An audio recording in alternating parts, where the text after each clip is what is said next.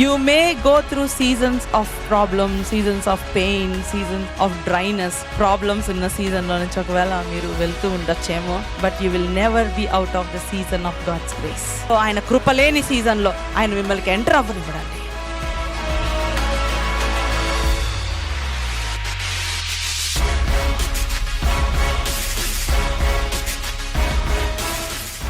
Be strong in the power of His might. Be strong in the power of His might. Today is a Mother's Day, so I wish a Mother's Day, blessed Mother's Day to dear sister, very blessed Mother's Day. இன்றைக்கு அன்னையர் தினம் சகோதரிக்கு நாம் அன்னையர் தின வாழ்த்துக்களை தெரிவித்துக் கொள்கிறோம். And blessed Mother's Day to those who are on Zoom as well. Zoom-இல் இருப்பவர்களுக்கும் அன்னையர் தின வாழ்த்துக்களை தெரிவித்துக் கொள்கிறோம். Today let's look at the beautiful portion from the Bible. நாம் வேதத்திலிருந்து ஒரு பகுதியை நாம் பார்ப்போம். You know, this is God's heart for all of us. இது நம்ம மீது வைத்திருக்கிற தேவனுடைய இருதயத்தை குறிக்கிறது.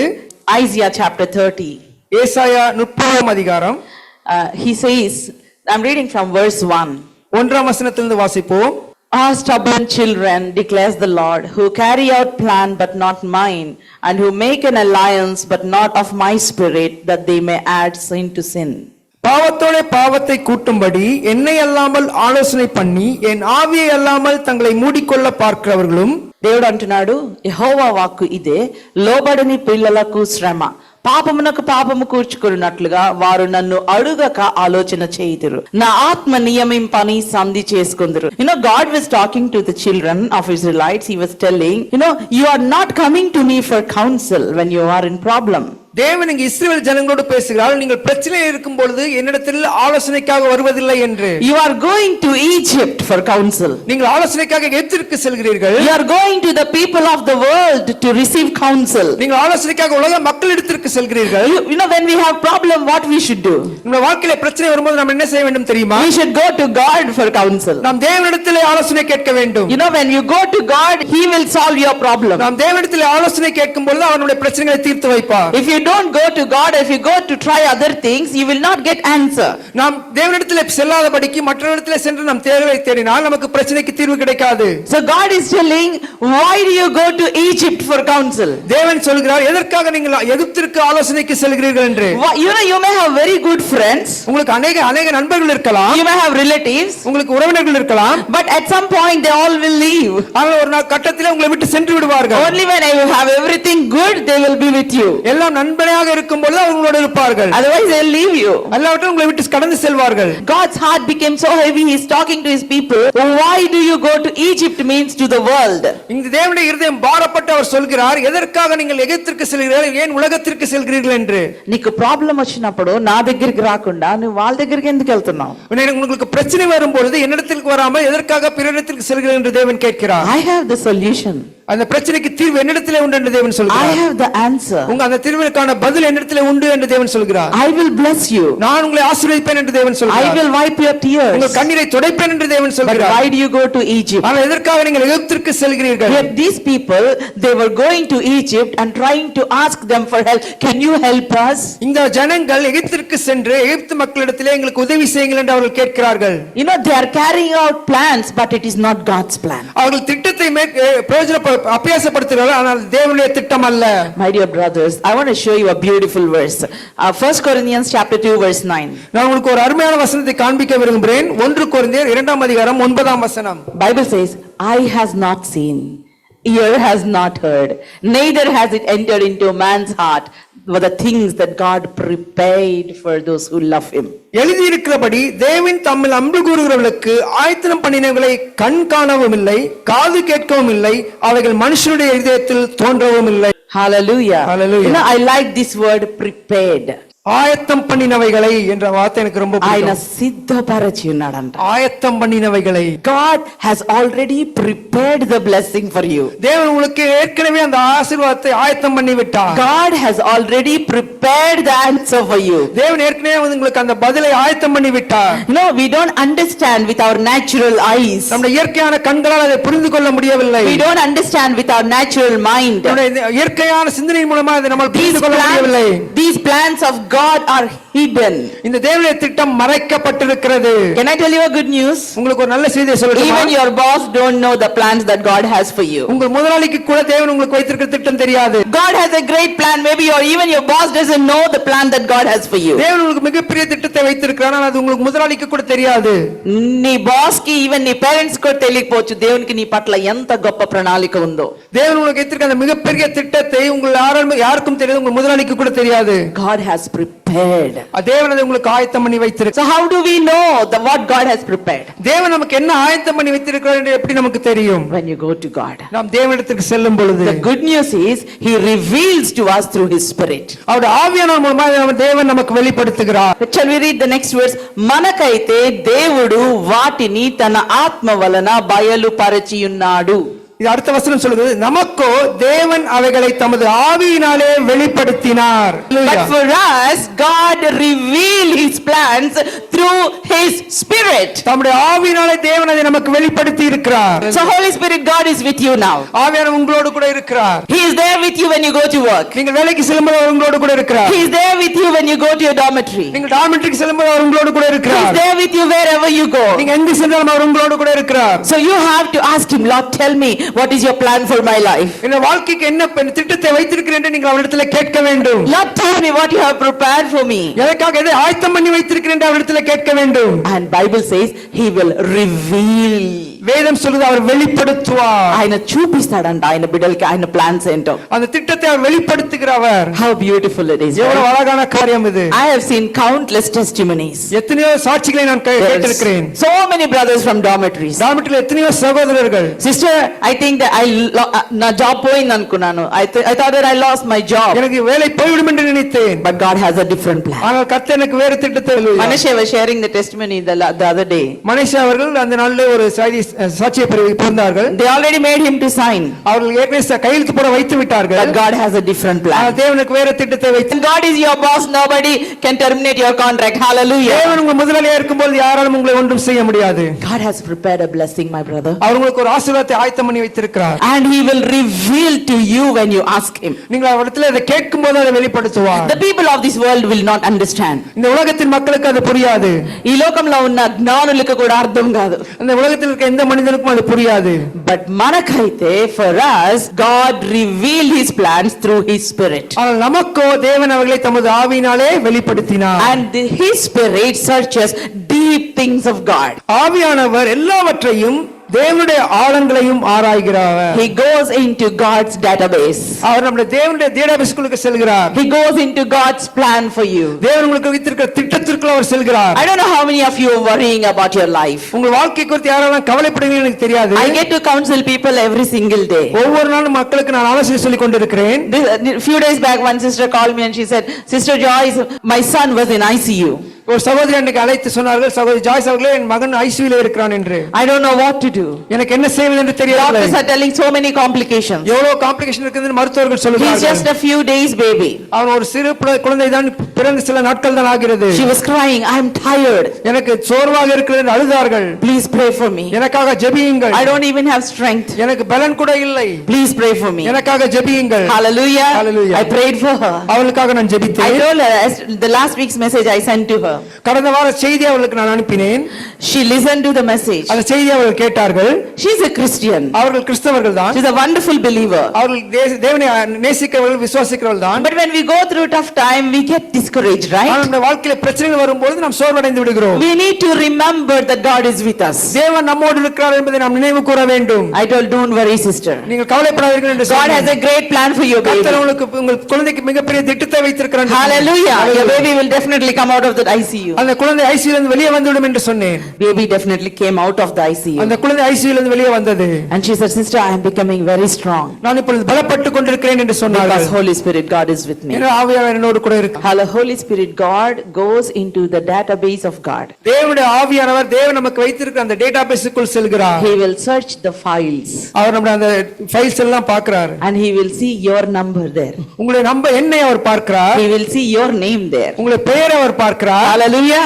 And he will bring that plan and he will put it on God's table. அவர் உங்களை அந்த திட்டத்தை எடுத்து வந்து தேவனுடைய மேசை மீது வைக்கிறார். Hallelujah. Hallelujah. Here you are crying, I don't know sister, I have this problem, I don't know how to come out of this problem. நீங்க எங்க அழுது கொண்டிருக்கிற சகோதரியே எனக்கு இந்த பிரச்சனையை எப்படி மேற்கொள்வதுன்னு தெரியவில்லை, எப்படி வெளியே வருவதுன்னு தெரியவில்லை என்று. And then you started praying. அப்பொழுது நீங்க ஜெபிக்க ஆரம்பிக்கிறீர்கள். Lord Jesus, help me. இயேசுவே எனக்கு உதவி செய்யும் என்று. Lord Jesus, help me to come out of this இந்த problem. பிரச்சனையிலிருந்து வெளியே வர எனக்கு உதவி செய்யும் இயேசுவே என்று And ஜெபிக்கிறீர்கள். then Holy Spirit, God, He will go into that database. அப்பொழுது ஆவியானவர் அந்த டேட்டாபேஸுக்குள் சென்று He will search the deep things of God for you. அந்த தேவனுடைய ஆழங்களை அவர் ஆராய்ந்து பார்த்து He brings out that deep things. அந்த ஆழமான காரியத்தை அவர் எடுத்து வருகிறார். And He will show His master plan in your life. Hallelujah. உங்களுக்கு வைத்திருக்கிற இந்த பிரதான திட்டத்தை அவர் உங்களுக்கு காண்பிப்பார். God has a master plan for you. தேவன் உங்களுக்கு பிரதான திட்டத்தை வைத்திருக்கிறார். And God will establish that plan for your life. அந்த திட்டத்தை அவர் உங்களுக்கு நிலைப்படுத்துவார். And you have to obey. நீங்கள் அதற்கு கீழ்ப்படிய வேண்டும். So that is the reason why we should pray. அதனால தான் நாம் ஜெபிக்க வேண்டும். That is the reason why we should ask God. அந்த காரணத்தினால நாம் தேவனிடத்தில் கேட்க வேண்டும். That is the reason why we should depend upon God. எனவே நாம் தேவனை சார்ந்து இருக்க வேண்டும். God has prepared great plans.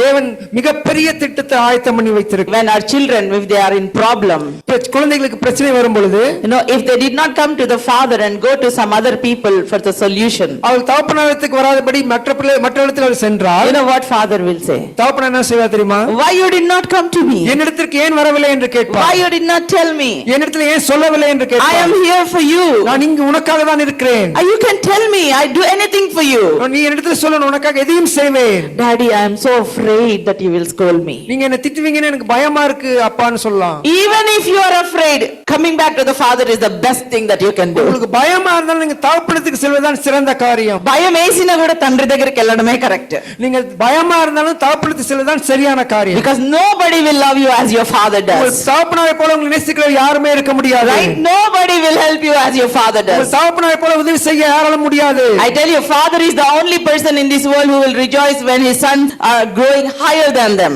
அவர்கள் தங்கள் தகப்பனாரை விட பிள்ளைகள் அதிகமாக வளரும் பொழுது தகப்பனார்கள் மிகவும் மகிழ்வார்கள். If a father is a farmer and his son become a doctor, father feels very proud. ஒரு தகப்பனார் விவசாயியாக இருந்து மகன் ஒரு டாக்டர் ஆகி விட்டார், மருத்துவராகி விட்டார், ஒரு தகப்பனார் மிகவும் சந்தோஷப்படுவார். He will not feel jealous. அவருக்கு அந்த பொறாமை இருக்காது. He will say, my son is a doctor. அவர் சொல்வார், என் மகன் ஒரு மருத்துவர் என்று. I did not study but my son studied. நான் படிக்கல, என் மகன் படித்தான் என்று. That is father's heart. அதுதான் தகப்பனுடைய இருதயம். He wants to carry his children on his shoulders. அவர் பிள்ளைகளை தோளின் மீது சுமக்க விரும்புகிறவர் அவர். That is God's heart for you. அதுதான் தேவனுடைய இருதயம் உங்களுக்கு. Hallelujah. God is asking, why do you go to Egypt? தேவன் கேட்கிற, எதற்காக எகிப்திற்கு செல்கிறீர்கள்? I am here. நான் இங்கு இருக்கிறேன். I have great plans for you. உங்களுக்காக மிகப்பெரிய திட்டத்தை You are going வைத்திருக்கிறேன். to Egypt. நீங்கள் எகிப்திற்கு செல்கிறீர்கள். They think that they will help you, நீங்க அவர்களுக்கு உதவி செய்வார்கள் என்று நினைக்கிறீர்கள். but their help will become a shame to you. அந்த உதவி உங்களுக்கு வீணாக வெட்கமாக மாறிவிடும். Their help will become a shame to you. அவர்களுடைய உதவி உங்களுக்கு வெட்கமாக மாறிவிடும். Don't go there. அங்கு செல்லாதீர்கள். వాళ్ళ యొక్క సహాయము నీకు అవమానంగా మారుతుంది. அவங்கள அந்த உதவி உங்களுக்கு வெட்கமாக மாறிவிடும். You know, third verse, therefore shall the protection of Pharaoh turn to your shame, பார்வோனுடைய பலன் உங்களுக்கு வெட்கமாகவும், and the shelter in the shadow of Egypt to your humiliation. எகிப்திலே நிலவுவதற்கு உங்களுக்கு இலச்சையாகவும் இருக்கும். My dear brothers, God has a best plan for your life. உங்களுக்கு தேவன் மிகப்பெரிய திட்டத்தை வைத்திருக்கிறார். Anything apart from the plan of God is a shame to it will cause shame and humiliation. தேவனுடைய திட்டத்தை தவிர மிச்ச எல்லா காரியமும் உங்களுக்கு வெட்கத்தையும் வேதனையும் உண்டு பண்ணும். See, it's a misplaced trust. அது நீங்க வைத்திருக்கிற தவறான ஒரு நம்பிக்கை. You are giving your heart to the wrong person. நீங்கள் தவறான இடத்தில் உங்கள் இதயத்தை கொடுக்கிறீர்கள். You are giving your life to the wrong person. உங்கள் வாழ்க்கை தவறான இடத்திற்கு கொடுக்கிறீர்கள். You are putting your life into the wrong person's hands. தவறான மனிதனிடத்தில் உங்கள் வாழ்க்கையை வைக்கிறீர்கள். For some time you may feel happy, சில காலம் உங்களுக்கு மகிழ்ச்சியாக இருக்கலாம். but at the end it will destroy. ஆனால் முதிலே அது உங்களை தகர்த்து விடும். At the end your time will be wasted. உங்கள் நேரம் வீணாகி விடும். Don't give your heart to a wrong person. தவறான மனிதனிடத்தில் உங்கள் இதயத்தை கொடுத்து விடாதீர்கள். God has created you. தேவன் உங்களை உண்டு பண்ணி இருக்கிறார். Give your heart to God. உங்கள் இதயத்தை தேவனுக்கு கொடுங்கள். Lord, I give my heart to you. தேவனே, என் இதயத்தை உமக்கு தருகிறேன். Bible says, you know, they rejected God. வேதம் சொல்லுது, அவர்கள் தேவனை மறுதலித்து விட்டார்கள். They rebelled against God. அவர்களுக்கு விரோதமாக எழும்பினார்கள் என்று They வேதம் said, சொல்லுது. we don't want your counsel. உங்களுடைய ஆலோசனைக்கு தேவையில்லை என்று சொன்னார்கள். But here God is telling, 7th verse, Egypt's help is worthless and empty. Therefore I have called her Rahab who sits still. இங்கு 7ஆம் வசனம் சொல்லுது, எகிப்தியர் சகாயம் பண்ணுவது வியர்த்தமும் வீணுமாம், ஆகையால் சும்மா இருப்பதே அவர்களுக்கு பலன் என்று அதற்காக கூறுகிறேன். Egypt's help is empty. எகிப்திலே சகாயம் அது வியர்த்தமும் வீணுமாம். They think that they are helping, but it's empty. அவர்கள் உதவி செய்யறாங்க நினைக்கிறார்கள், அது வெறுமையானது. They think, you may think the plans of this world are good, but without God they are empty plans. நீங்கள் நினைக்கிற அந்த உலகத்தின் திட்டங்கள் அருமையானது என்று, ஆனால் தேவன் இல்லாவிட்டால் அது வெறுமையானது. దేవుడు లేకుండా మనం ఏ ప్లాన్ చేసుకున్నావో empty plans.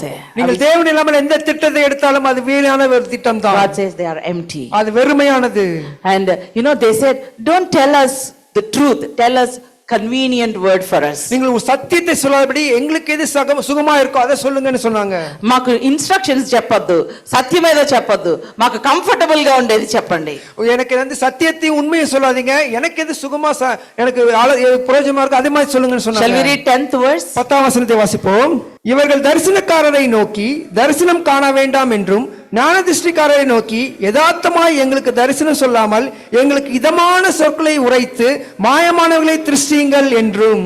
మాకు కరెక్ట్ వర్డ్ చెప్పొద్దు, మాకు మాయ మాటలు చెప్పండి చాలు. இங்க மாயமானதை சொல்லுங்க. Don't drink, it's not good for you. No akka, don't say that. குடிக்காதீங்க, அது உங்களுக்கு நல்லது இல்லைன்னு சொன்னா சொல்லாதீங்க அக்கா. Don't waste your time on movies, you pray, read Bible. We don't want that truth. படம் பார்த்து நேரத்தை வீணாக்காதீங்க, வேதத்தை வாசி ஜெபிங்கன்னா அக்கா எனக்கு இது வேணாம். Right? You tell us what is convenient. எங்களுக்கு எது சுகமா இருக்கோ அதை சொல்லுங்க. There are people who get angry on the pastor if he say the right word. கரெக்டான வார்த்தையை சொன்னாக்க போதகர் மீது கோபப்படுகிறவர்கள் இருக்காங்க. They don't want to come to church. அவங்களுக்கு சபைக்கு வருவதற்கு விருப்பம் இல்லை. Why you correct me? எதுக்காக என்ன திருத்துறீங்க? Here he's telling, don't rebel against the truth. உண்மைக்கு விரோதமாய் எதிர்த்து நிற்காதீர்கள் என்று வேதம் சொல்லுகிறது. Among all this, in the midst of all this, Bible says God is inviting his people. ஆனா எல்லாவற்றிலும் வேதம் சொல்கிறது, தேவன் தம்முடைய ஜனங்களை அழைக்கிறார். God is inviting his people. அவருடைய ஜனங்களை தேவன் அழைக்கிறார். God is saying to these people, 15th verse. 15ஆம் வசனம். For thus said the Lord God, the Holy One of Israel. நீங்கள் மனம் திரும்பி அமர்ந்திருந்தால் ரட்சிக்கப்படுவீர்கள், அமெரிக்கையும் நம்பிக்கையுமே உங்கள் பலனாய் இருக்கும் என்று இஸ்ரவேலின் பரிசுத்தராய் இருக்கிற கர்த்தராகிய தேவன் சொல்லுகிறார். நீங்களோ அப்படி செய்ய மனதாயிராமல். God is telling you, come back. தேவன் சொல்றார், என்னிடத்திலே வாருங்கள். In returning and rest you will be saved. மனம் திரும்பி அமர்ந்திருந்தால் ரட்சிக்கப்படுவீர்கள். Come back to me and you will be saved. நீங்கள் தேவனிடத்திற்கு வரும்போது அவர் உங்களை ரட்சிப்பார். Come back to me, don't go to the world. Come back to me, I am waiting for you. உலகத்திற்கு செல்லாமல் தேவனிடத்திற்கு வாருங்கள், தேவன் உங்களுக்காக காத்திருக்கிறார். Just as a father is waiting for a son, God is waiting for you. ஒரு தகப்பன் தன் பிள்ளைக்காக காத்திருப்பது போல தேவன் உங்களுக்காக காத்திருக்கிறார். He's saying, why do you waste your life? எதற்கு உங்கள் வாழ்க்கையை வீணடிக்கிறீர்கள் என்று I have a great plan for you. உங்களுக்காக மிகப்பெரிய திட்டத்தை வைத்திருக்கிறேன். In returning, அவரிடத்தில் வரும்போது திரும்பி in rest, அவரிடத்தில் அமர்ந்து இருக்கும் பொழுது you will be saved. நீங்கள் ரட்சிக்கப்படுவீர்கள். In returning, మీరు మరలి వచ్చి ఊరకుండుట వలన రక్షింపబడదరు. நீங்கள் மனம் திரும்பி அமர்ந்திருந்தால் ரட்சிக்கப்படுவீர்கள். In returning there is salvation. நீங்கள் மனம் திரும்பி அமர்ந்திருக்கிறது போது நீங்கள் ரட்சிக்கப்படுவீர்கள். God wants to save you from all the plans of the enemy. தேவன் உங்களை எல்லா எதிரியின் திட்டத்திலிருந்தும் பாதுகாக்க விரும்புகிறார். God wants to save you from the attacks of the enemy. எதிரின் எல்லா வஞ்சகத்திலிருந்தும் உங்களை பாதுகாக்க தேவன் விரும்புகிறார். బయట శత్రువు ఎటువంటి వల వేసాడో మీకు తెలియదు. You don't know what kind of trap the enemy has prepared for you. உங்களுக்காக சத்ருவானவன் என்ன சூழ்ச்சியை வைத்திருக்கிறான் என்று உங்களுக்கு தெரியாது. Sometimes it comes in a disguise. அது மாறுவேடத்திலே உங்களுக்கு வரும். But God says, I have prepared a great plan for you. ஆனால் தேவன் சொல்கிறார், உங்களுக்காக பெரிய திட்டத்தை வைத்திருக்கிறேன். Come back to me. அவரிடத்திலே வாருங்கள். Hallelujah. Hallelujah. When you come back to God, you will not lose anything. நீங்கள் தேவனிடத்தில் வரும்போது நீங்க எதையும் இழக்க மாட்டீர்கள். I have not seen anyone in this world those who came to God and lost something. இந்த தேவனிடத்திற்கு வந்து இழந்தவர்களை நான் இந்த உலகத்தில் யாரையும் பார்த்ததில்லை. In returning you will find salvation. அவர் திரும்பி வரும்போது நீங்கள் ரட்சிக்கப்படுவீர்கள். You will find rest to your heart. உங்களுக்கு உள்ளத்திலே ஒரு சமாதானம் கிடைக்கும். Hallelujah. You will be free from your fears and anxieties. உங்கள் பயத்திலிருந்தும் எல்லா குழப்பத்திலிருந்தும் நீங்கள் விடுதலை பெறுவீர்கள். In trusting him you will be your strength. நீங்கள் அவர்களை விசுவாசிக்கும் பொழுது உங்கள் பலத்தை நீங்கள் பெற்றுக்கொள்வீர்கள். Shall I tell you what is your multivitamin? உங்களுக்கு ஒரு மல்டிவைட்டமின் என்ன தெரியுமா? Trust God's promises. தேவனுடைய வாக்குத்தத்தத்தை நீங்கள் உறுதியாய் பற்றிக்கொள்ளுங்கள். Trust his promises equals his strength. உங்களுக்கு பலன் என்னவென்றால் அவருடைய நம்பிக்கை, அவருடைய வாக்குத்தத்தத்தை நீங்கள் உறுதியாய் பற்றிக்கொண்டு விசுவாசமாய் இருப்பது. నమ్ముకొనుట వలన మీకు బలము కలుగును. హల్లెలూయా. వాగ్దానத்தில் நம்பிக்கையாய் இருப்பதுதான் உங்களுடைய பலன். చెప్దామా అందరం? నేను ఆయన వాగ్దానము నమ్ముట వలన నాకు బలము కలుగును. எல்லா சத்தமா சொல்லுங்க, அவருடைய வாக்குத்தத்தத்தை நம்புவதுதான் என்னுடைய பலன். Hallelujah. By trusting him is my strength. அவரை நம்புவதுதான் என்னுடைய பலன். So when you feel weak, what you have to do? நீங்க பலவீனமா இருக்கும்போது என்ன செய்யணும்? When you feel confused, what you have to do? நீங்க குழப்பமா இருக்கும்போது என்ன செய்யணும்? Take the promise of God. தேவனுடைய வாக்குத்தத்தத்தை பற்றிக் Lord, கொள்ளுங்கள். I trust this promise. தேவனே இந்த வாக்குத்தத்தத்தை நான் பற்றிக் I கொள்கிறேன். know everything around me is a confusion. என்னை சுற்றி ஒரே குழப்பமாக தான் இருக்கிறது. Lord, I trust your promise. ஆனால் உங்களுடைய வாக்குத்தத்தத்தை நான் நம்புகிறேன். Hallelujah. Hallelujah. You receive strength. நீங்கள் அப்பொழுது பலனை பெற்றுக் ఆయన கொள்வீர்கள். నమ్ముట వలన నీకు బలము కలుగును. அவரை நம்புவதே பலன். In your weakness, you have to trust him. நீங்கள் உங்கள் பலவீனமா இருக்கும் பொழுது அவரை நீங்கள் நம்ப When வேண்டும். you are confused, come back to the promises. நீங்கள் குழப்பமா இருக்கும் பொழுது அவருடைய வாக்குத்தத்தத்துக்கு திரும்பி வர வேண்டும். Come back to God. நீங்கள் தேவனிடத்தில் திரும்பி வாருங்கள். And trust is your strength. அவள் நம்புவதுதான் உங்களுடைய பலன். But God is saying you are not doing like that. ஆனால் நீங்க அப்படி செய்வதில்லை என்று தேவன் சொல்லுகிறார். కదా మీరు అలా చేయట్లేదు. நீங்க அப்படி செய்யல. మీరు రావట్లేదు నా దగ్గరికి. நீங்க அவரிடத்தில் வாருங்கள். You are not coming to me. நீங்க அவரிடத்தில் வருவதில்லை. You are not seeking me. அவரை நீங்கள் தேடுவதில்லை. He says, you are going to Egypt. ஆனால் நீங்க எகிப்திற்கு செல்கிறீர்கள். That will become a threat to you. அது உங்களுக்கு ஒரு எதிரியாக மாறிவிடும். But you are unwilling. நீங்கள் அதற்கு நீங்கள் முற்றிலுமாக ஒப்பு கொடுக்கவில்லை. He said, no, we will flee upon horses, therefore you shall flee away. அப்படி அல்ல, குதிரைகளின் மேல் ஏறி ஓடி போவோம் என்கிறீர்கள், அப்படியே ஓடி போவீர்கள். We will ride upon swift steeds, therefore your pursuers shall be swift. வேகமான வாகனங்களின் மேல் ஏறி போவோம் என்கிறீர்கள், அப்படியே உங்களை துரத்துவர்கள் வேகமாய் துரத்துவார்கள். So now God is saying, 18th verse. 18ஆம் வசனம். Therefore the Lord waits to be gracious to you. ஆனாலும் உங்களுக்கு இறங்கும்படி கர்த்தர் காத்திருப்பார். Hallelujah, hallelujah.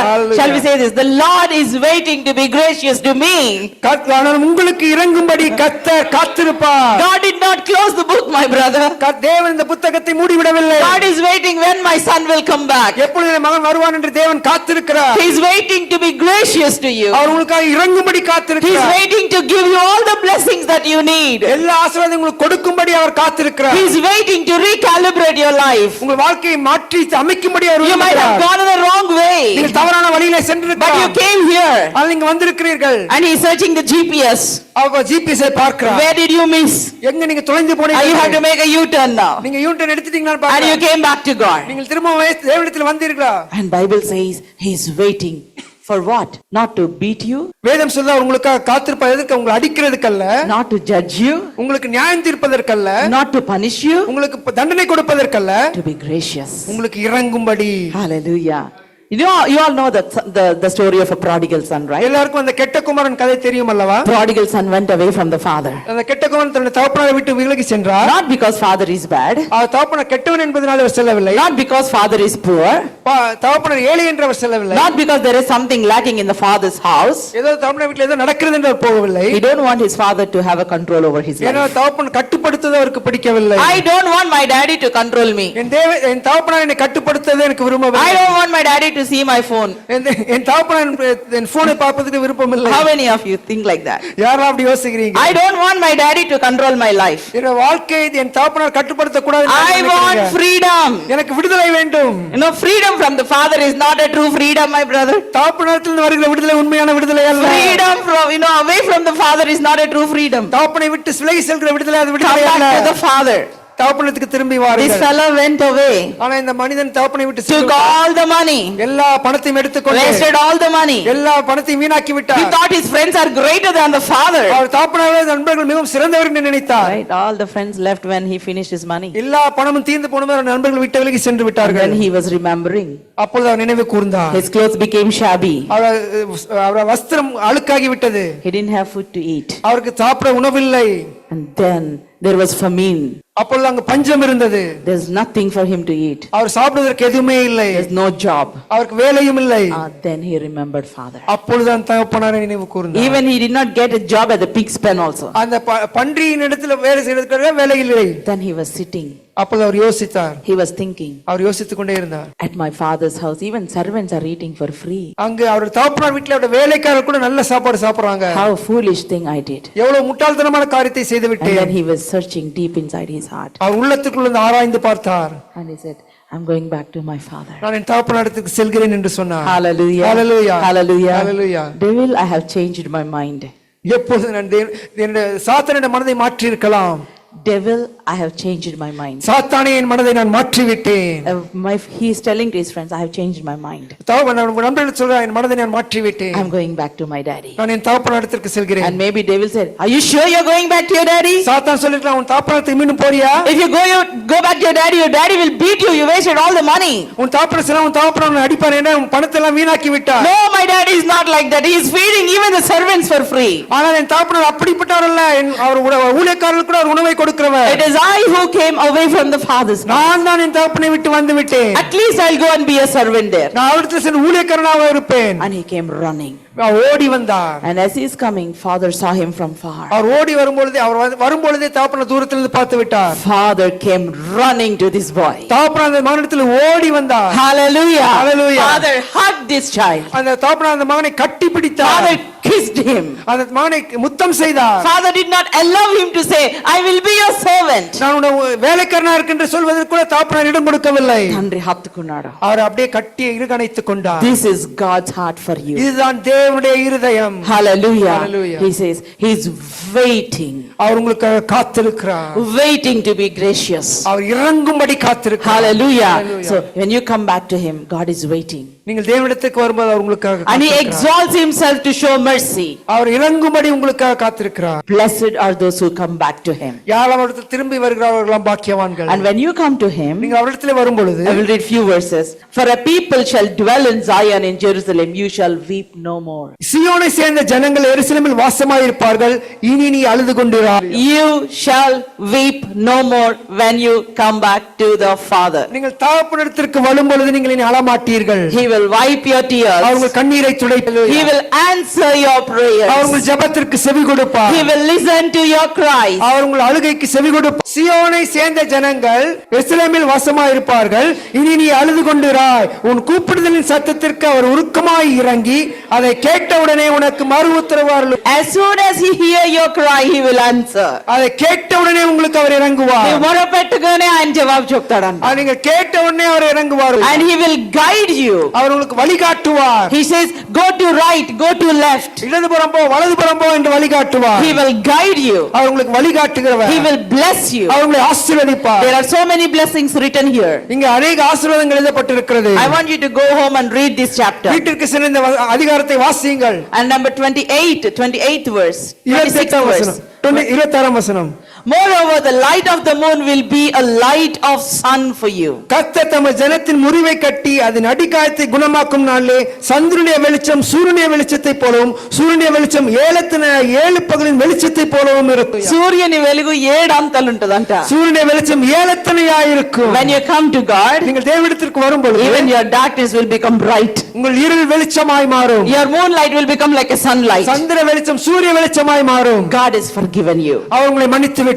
నీకు దేవునికి మధ్యలో ఉన్న పాపం దేవుడు తుడిచివేస్తున్నాడు. தேவனிடத்தில் வரும்போது உங்கள் பாவங்களை நினைவு கூற மாட்டார். There is no sin that is going to block your blessings. உங்கள் ஆசீர்வாதத்தை தடுப்பதற்கு எந்த பாவத்தினாலும் முடியாது. Because he wipes away your sins with his ஏனால் blood. உங்கள் பாவத்தை முற்றிலுமாக நீக்கி விடுகிறார். And Bible says he heals your brokenness.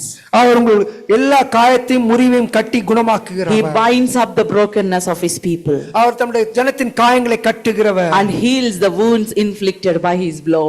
எல்லா காயங்களையும் அவர் குணமாக்குகிற தேவன். Is there anyone broken today? யாரெல்லாம் இன்று முறிக்கப்பட்டு Is there வந்திருக்கிறீர்கள்? anyone thinking, Sister Joyce, I wasted my time. என் நேரத்தை வீணாக்கி விட்டேன் என்று யாராவது சொல்கிறீர்களா? I came to Singapore, I wasted a lot of my time. நான் சிங்கப்பூர் தேசத்துக்கு வந்து நிறைய நேரத்தை வீணாக்கி விட்டேன். Or maybe there is on Zoom, maybe you are thinking, I missed that opportunity. யாரெல்லாம் Zoom ல இருந்து சொல்ல இந்த தருணத்தை நான் விட்டு விட்டேன் என்று Maybe I wasted my time. என்னுடைய நேரத்தை வீணாக்கி விட்டேன். God says, no, he's going to heal you. அவர் சொல்கிறார் அப்படி அல்ல, அவர் உங்களை He's குணமாக்குகிறவர். going to heal your broken heart. அவர் உங்களை எல்லா முறிக்கப்பட்ட இருதயத்தையும் He's going to குணமாக்குகிறவர். restore, my brother, the wasted time. உங்களை நீங்கள் இழந்த போன நேரத்தை திரும்ப தருகிற தேவன் The our. years that locust has eaten. இந்த பச்சை கிளி முட்டை எல்லாம் உங்களுக்கு பட்சித்த காலங்களை திரும்ப தருகிற தேவன் God our. is going to restore. அதை திரும்ப தருகிற தேவன் அவர். What you were not able to do in 5 years, you will do this. இடத்தில் செய்யாமல் இந்த இடத்துல செய்து முடிப்பீர்கள். Hallelujah. Hallelujah. God's plans and God's purposes over your life will never be wasted. Hallelujah. தேவனுடைய திட்டமும் அவர் உங்களுக்கு வைத்திருக்கிற காரியங்களும் எப்பொழுதுமே மாறாது, அது எப்பொழுதும் தொலைந்து போகாது. There is no man in this world who can stop God's plan over your life. தேவன் உங்களுக்கு வைத்திருக்கிற திட்டத்தை எந்த மனிதனாலும் தடுக்க முடியாது. Not even your boss. உங்களை முதலாளியால கூட முடியாது. He will keep you at the right place. உங்களை சரியான இடத்திலே அவர் வைப்பார். Among the right people. சரியான மக்களிடத்தில் அவர் He வைப்பார். will guide you. அவர் உங்களுக்கு He வழிகாட்டுவார். will send divine helpers to you. அவர் உங்களுக்காக தெய்வீக உதவிகளை He அனுப்புவார். will uplift you. உங்களை அவர் உயர்த்துவார். He will heal the broken places. அவர் உங்களுக்கு எல்லாம் முறிந்து போன காரியங்களும் அவர் உங்களுக்கு What a God குணமாக்குவார். we serve. எப்படிப்பட்ட தேவனை நாம் Shall we ஆராதிக்கிறோம். all rise to our feet? நாம் எழுந்து நிற்போம்.